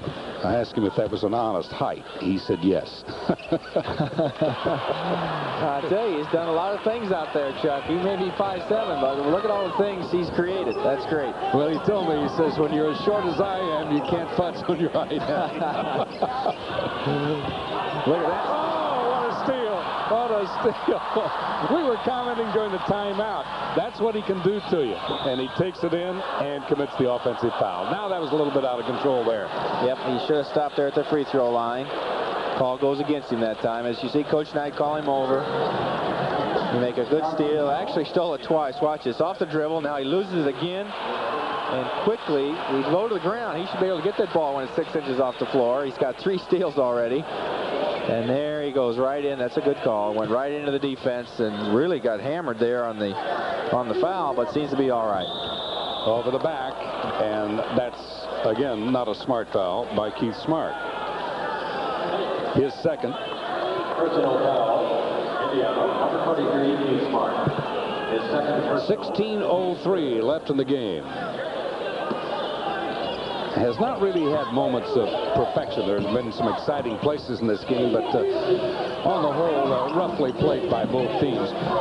Although Wilmington very tenacious as they go for the ball. And here comes the little fellow again. Freeman drops it off out of bounds. Pass intended for Alford, and he wisely lets it go. We have a timeout. You're watching Indiana basketball at Assembly Hall in Bloomington, Indiana. The score with 15:46 remaining. Indiana 50, Wilmington 35. Take a look at this pass by Freeman, tipped out of bounds by Wilmington. It's not a bad pass, John. Well, he knew Alford was open. That's the guy you want to go to, and the defense makes a play there. The ball goes out of bounds. So, well worth a try. And look at the field goals. Indiana much better this second half. Not up to its normal shooting par, but nonetheless 7% better than North Carolina Wilmington. Off to Alford. Smart. And that's almost an air ball. It caught part of the backboard, or it would have been. 50-35. North Carolina Wilmington wanting to edge its way back into the game. They're having their troubles, trailing by 15. And getting the roll of the ball. Good shot by Adam Porter from about 16 feet. 50-37. North Carolina Wilmington defeated Army 61-47. Alford shot off the rim. Thomas rebounds and scores. Looks like Darrell's going up a little stronger on that rebound shot. He's had trouble here the first couple games. He's got his 4th rebound now. It simply goes right up strong with it. Nobody blocked that one. Inside pass. Good pass. ROWSOM up and tipped hard off the glass. And the rebound taken away by Smart. I think he probably just couldn't control that ball. Freeman goes after it. ROWSOM back up again. Misses again. Indiana with no position underneath. Wilmington just worked its way in and held its ground. And the Hoosiers got a break on the board that time. It won't fall. Thomas' shot awry, and again Indiana with no one under the basket. Smart missed times. Back up. The fans want travel. There's no call by the official. I think that shot was blocked, and it left his hand, which may have allowed him to come down with the ball again and simply go back up. But Indiana's getting good shots, Chuck. They're just not hitting them. Alford, 3-point range. Won't fall. And there's the green shirt again. North Carolina Wilmington Seahawks aggressive playing with the ball. As we mentioned, they're 2-1. I mentioned their first win over Army. First win of the season. Here comes Freeman. They lost then to DePaul. Alford takes it in. Misses. Tipped up and in. Smart. Good offense. And again, Freeman gets the ball right to Alford. Fast break. And Garrett is charged with a foul as Mark Gary goes hard to the rim. And the crowd quiets down quickly. Easily could hear Coach Knight yelling down at his team. Substitution. Charles Cherry back in for North Carolina Wilmington, replacing Ben Pittman. Magnus PELKOWSKI for Dean Garrett for Indiana. PELKOWSKI, a 6'10 junior, redshirted last year from Bogota, Colombia. So he still has 2 seasons. 10 rebounds now and 6 blocks for Dean Garrett. So he didn't score a lot of points, but sure did do some other things important. Magnus now in the ball game. Mark Gary from Anderson Highland. And he has 4. 54-41. The Hoosiers by 13. Into Thomas. Back out. Freeman. Off to Smart. Stolen. Here's a break. Oh, what a slap. A foul at the same time, but Keith Smart goes high in the air to deflect an easy 2 points. Let's look. 15 turnovers right there. You see it. A 2-on-1, and Smart does a good job of hustling down here. Freeman goes inside for the steal. Smart with the foul. Greg Bender, 6'6" sophomore from Fremont, Ohio, with 2 shots.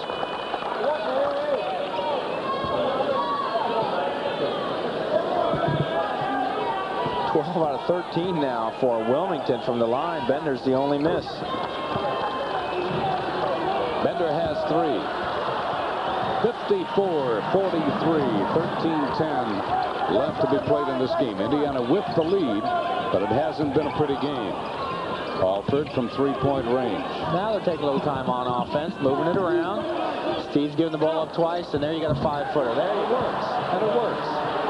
Exactly. You take a little time, and sometimes those short shots are going to fall. Porter.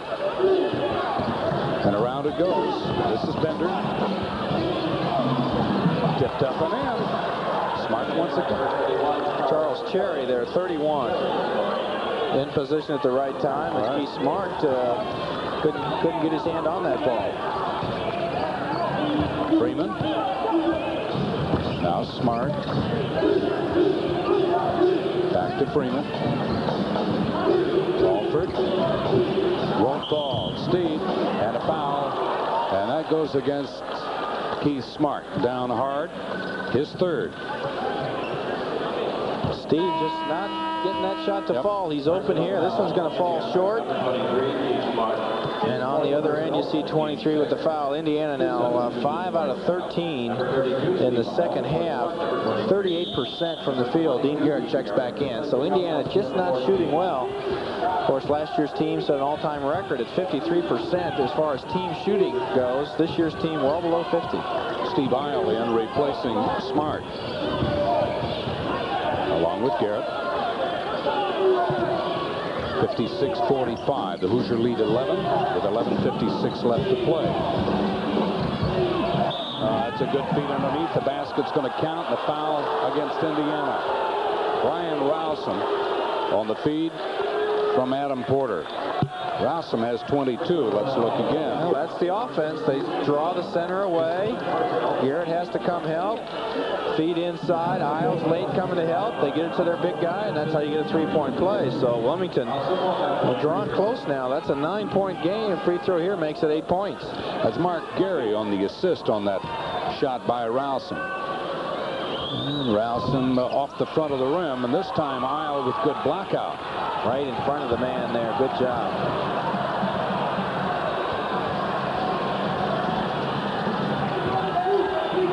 Isle, Thomas, and that pass isn't there, and yet he makes it. Well, the angle's not there. That's right, Chuck. The defense is between the offense. The 16th turnover now for Indiana. ROWSOM back out, gets it right back, and goes to the glass, and he's got the shots.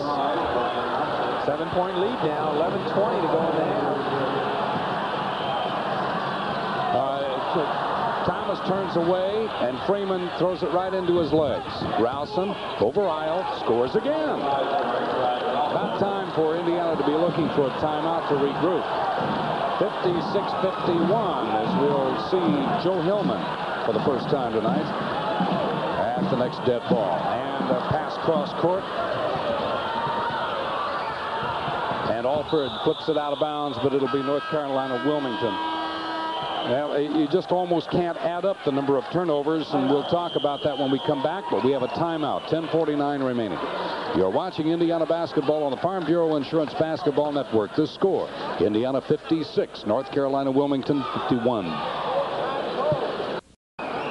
56-51 is the score. If there's anything that causes the acids to churn in the stomach, it's a turnover.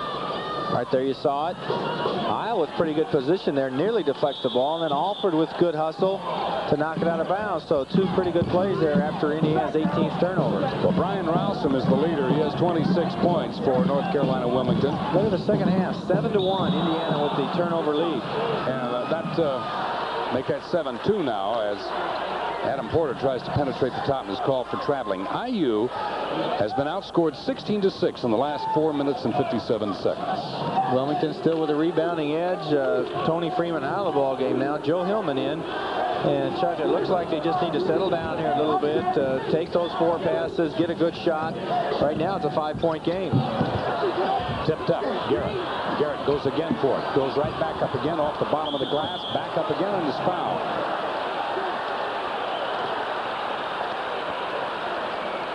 Bob Knight is up looking down through as we look at the replay. Here's some good hustle. Darryl Thomas missed that shot. And Garrett high above the rim. Can't get that one to drop. 2 times he hit it. 3 times now. 4 times. He finally comes up with it. And then draws a foul. Garrett's second free throw. Substitution for North Carolina Wilmington. 32, Ben Pittman back in the lineup. And he'll replace Greg Bender. Bender leaves with only 3 points and 3 fouls. 8 points for Dean, 13 rebounds. And I know of at least 4 block shots. So he's really put in a good game today. Another free throw. What Indiana could not do in the clutch situations down at Nashville, Tennessee last Tuesday night was hit the free throws. And so far tonight, that has not been their worry. It's been sort of out of control play at both ends of the court. Double team down in the corner. Back out Pittman. And it doesn't fall. Tip up again. Indiana is just totally destroyed on the boards. That's 28 points for Brian ROWSOM. ROWSOM again. Dean Garrett missed the block out. Alford, 3, steps in, takes 2, misses. He'll go to the basket. And the foul will be on Charles Cherry. That's only his first. And they're going to call that one not in the act of shooting. What? And Alford is not going to go to the line because that's only the 15th foul against Wilmington. Eric Harmon with that call. Not a good reaction from the Indiana bench. ROWSOM 14 rebounds, 28 points. He's playing well. If these NBA scouts are here to see him today, he's really shown them something. North Carolina Wilmington in zone. 2-3. Looking inside into Thomas. Pulls up short. The slam dunk by Dean Garrett. Boy, that brought the Indiana bench to life. He took that rebound on the way up and just kept going for the slam. 60-53. Hoosiers back to a 7-point lead. Mark Gary. And he gives it off to Cherry. Gets it right back.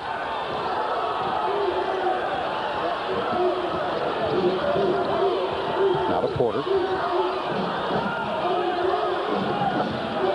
And Garrett.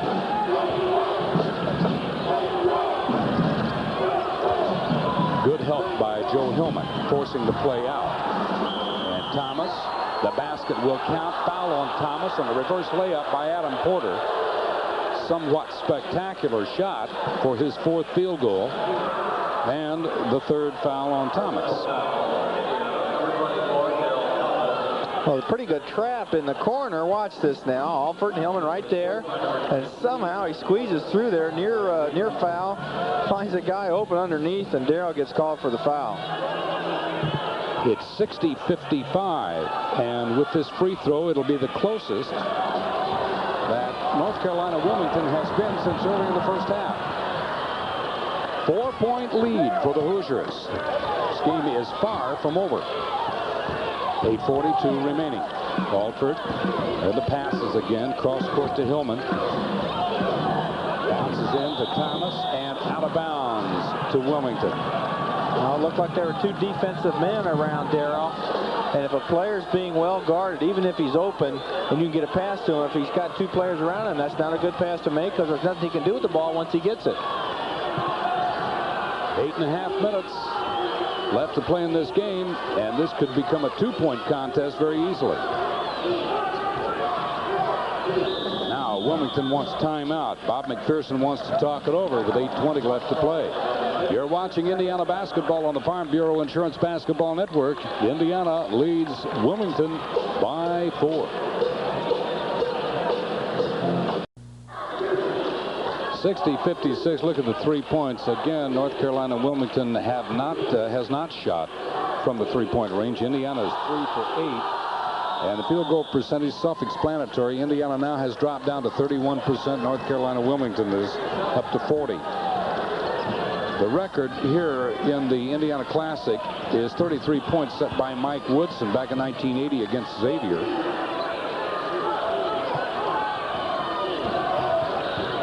And Brian Rowsome has 28. 7:59. We're inside the 8-minute mark. Outside, there's the first three, and that's Adam Porter, I'm sorry. And that was timely. It's a one-point ball game now. 7:48 to go.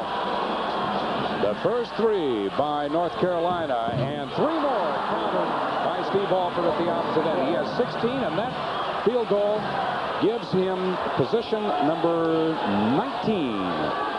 Make that 20 in the all-time list. He passes Rudy Tomjanovich of Michigan.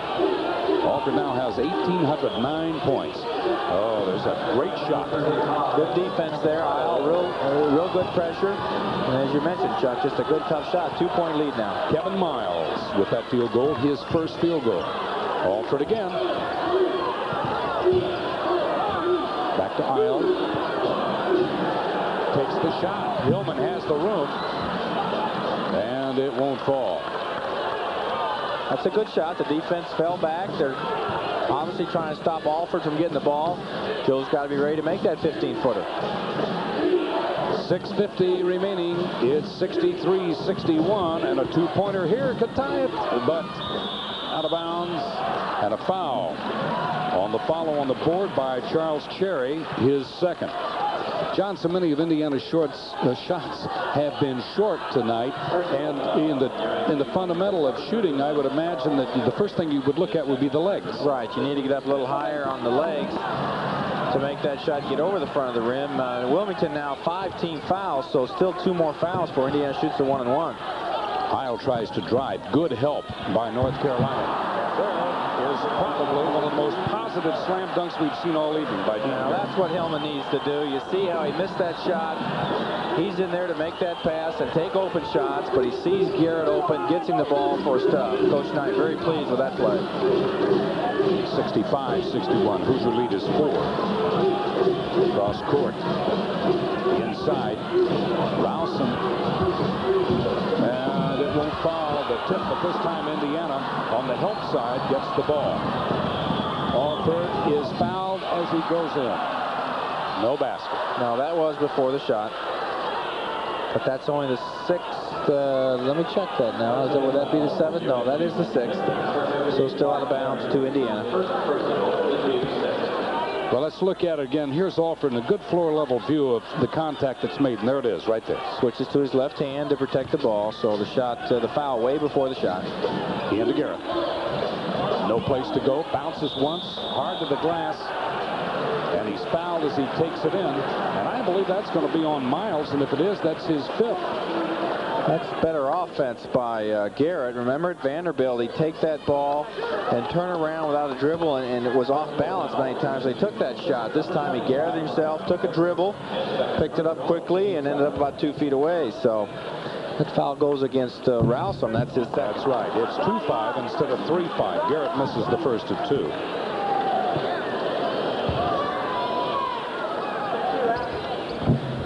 And gets the second. He has 14. Alford has 16. Thomas leading the Hoosiers with 17.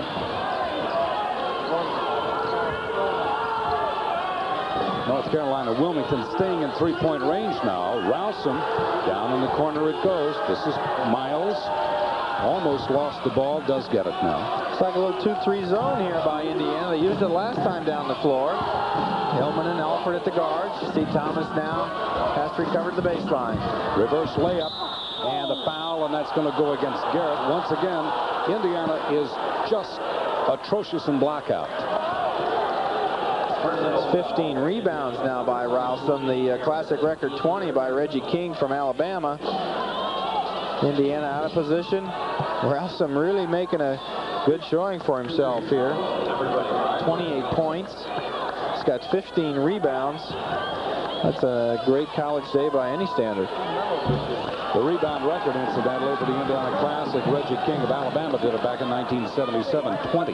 Like he's having a little trouble with his free throw. He kind of cocks it off to the right, although he's 4 out of 6. This is a good camera angle here. Watch how he keeps it way out to the right and low, kind of like a guard would do. Kyle Macy kind of shot like that for Kentucky. Got that one to go.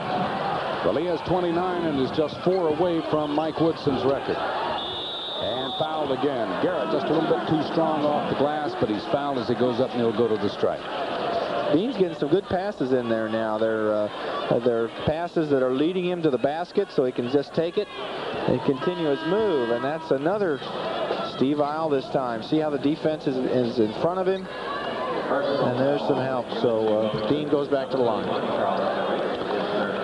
Charles Cherry is replaced by Ben Pittman. You see look at the 6'7" senior from Taylorsville, Mississippi. And Garrett misses this one. Indiana shooting a lot of free throws. That's 33 now for the game, and they've made 24. And only lead by 5. That's 15 points by Garrett. It is 67-62 with 5:10 remaining. Double team. Adam Porter. Here's the zone. See, Wilmington's a little confused. They not used to seeing Indiana in a zone for any of the game, and now it's a 2-3. They're trying to feel their way around. Loose ball. Alford tries to get it. ROWSOM comes right up and scores. He has 31. He's only got one thing on his mind, is that's getting some points for Wilmington, and he sure has done the job. Alford makes the fake, steps up, shoots and scores.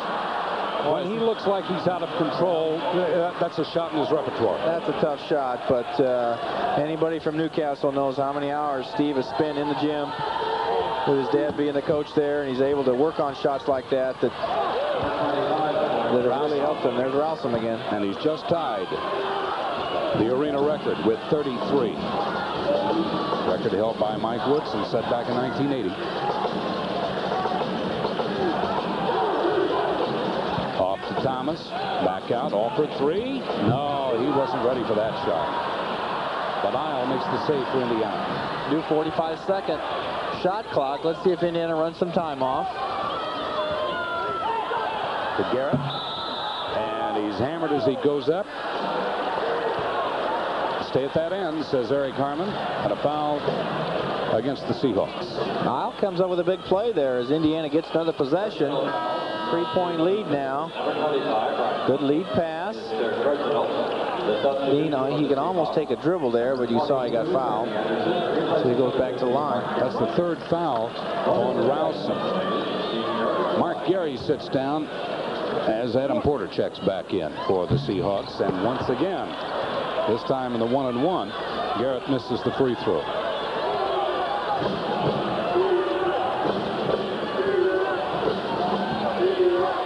Miles down the baseline. And we have a 3-second violation. And it occurred. Mark Gary hits from outside. The turnover gives the ball back to Indiana following this timeout.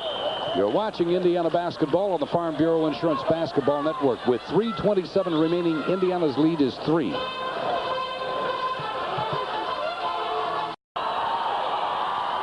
Two players still absent from the dressed lineup for Indiana. One is Jeff Oliphant. He is still suffering from the stress fracture of the right foot, and that cast is not off his foot yet, the walking cast. That's 15 points season high for Dean Garrett. The other is Rick Callaway.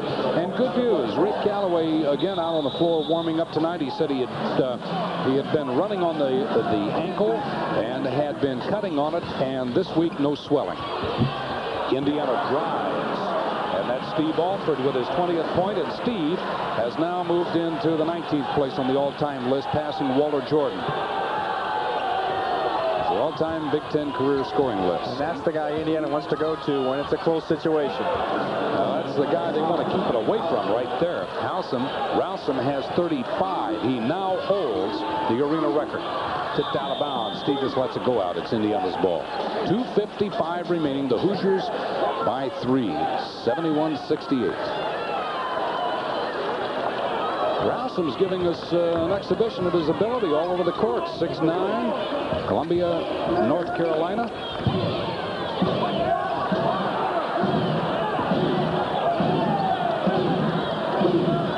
Zone again by Wilmington. Inside, and it won't fall. The Hoosiers just can't buy the basket. Out it comes. Here they are on the break. Adam Porter pulls up, fires, scores. Porter has 14. It's 71-70, and we have an injured Seahawk under the basket. ROWSOM, he's got a bad ankle. That's his right ankle. See if he's able to continue play. Well, he's up on it, which is a good sign. Let's take a look. Maybe we can see how he went down. Watch 25. He's going after the ball, fighting with Isle for it. And, boy, you really couldn't see. Well, I think he tried to catch himself, but fortunately he's still in there. 71-70, though. That's more important. The game just a 1 point. Indiana lead. Freeman off to Alford. 3 going, and it won't drop. Knocked out of Isle's hands. Here they come. The Seahawks can take the lead. Isle with a great steal. Good hustle. He's made some big plays in today's game. Indiana wants timeout. With 1:55 remaining, we have a 1-point game. You're watching Indiana basketball on the Farm Bureau Insurance Basketball Network. Indiana 71, the Seahawks 70. Here's how this comes to be a 1-point game. It's Alford's shot, 3-pointer on the way off the rim. Look at Isle comes down, and he's the farthest player away of 10, and it comes down and makes the steal. What hustle? Steve Isle looks for Alford, a minute 45. Man now by Wilmington. Both teams over the limit. Garrett back over to Freeman, and Isle at the point. Alford, and it won't go. He forced that shot. Garrett puts it up. It's good, and he's fouled. There's a big play. Dean Garrett on the offensive board. They run it for Steve. He just can't get that shot. Here we go. Good camera work. He's a little short there. Look at Garrett come over to the weak side. His 16th rebound. He goes back up with a foul. Big play. Minute 32 to go. That foul was on ROWSOM, his 4th. ROWSOM has 35 points. He is still 6 away from the arena record held by Steve Downing. But for visitors, he's only 5 away. Terry Furlow had 40 points. Right. That won't fall. 73-70. So a 3-pointer can tie it, as Garrett misses an opportunity for his 18th point. Porter with a minute 20. Drops it off. Miles inside, up over Dean Garrett and Steve Isle. Miles has 8. 73-72. Back to Isle. 57 seconds. We're inside the final minute. And Indiana clings to that 1-point lead. Takes it right up to the glass. Misses the shot. Knocked out of one hand into the hands of Porter. Here comes Porter driving on Isle. Holds it up. Now, Wilmington decided to hold it up. There's a 2-second difference on the shot clock. They want timeout to talk about it. 38 38 seconds on the clock, 36 on the shot clock. You're watching Indiana basketball on the Farm Bureau Insurance Basketball Network. It's Indiana 73, Wilmington 72. Okay, it's critical time. 38 seconds remaining. Look at the timeouts left. Indiana has 2, North Carolina, Wilmington 1. 73-72 Indiana. Wilmington probably will try to set something up for their big center, 6'9" Brian ROWSOM, but they can also go to Adam Porter, who has 1 3-point field goal and 14 points. That's just 2-second difference on that shot clock, Chuck, so they can really run some time down here. They're running a set play now. Porter handling the ball. And inside, it's back to Porter, and he wants the shot. Back out again. They want to go to ROWSOM. 23, 21, 20. 15 seconds on the shot clock. Porter, down inside. ROWSOM blocked away by Garrett out of bounds with 10 seconds remaining, but that resets the shot clock, so now they can play for the final shot. We'll take another timeout here. All right, with this timeout, we're watching Indiana basketball on the Farm Bureau Insurance Basketball Network with 10 seconds remaining, 73-72. But, John, the block shot by Garrett saved Indiana possibly from having to come from behind, but it does give North Carolina Wilmington the ball with 10 seconds remaining. Here we go. Porter, and around it goes. Overplay, 3, 2, 1. It doesn't. 2 seconds. Indiana has the ball. There's a foul underneath. Boy, time has expired from the clock. But there is a foul. Eric Harmon says, I called the foul before time ran out.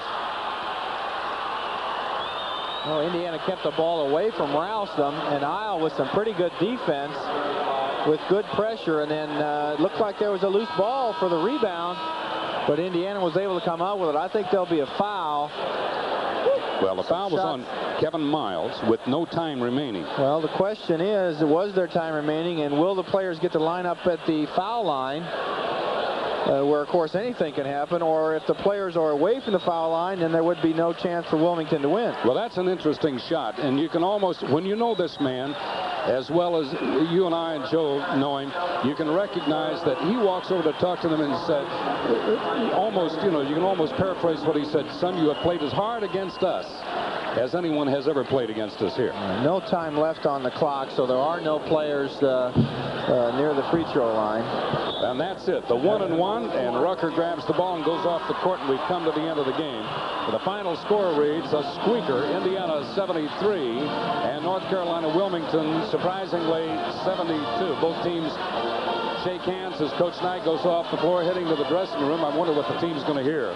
We'll continue with our post-game show after we hear from our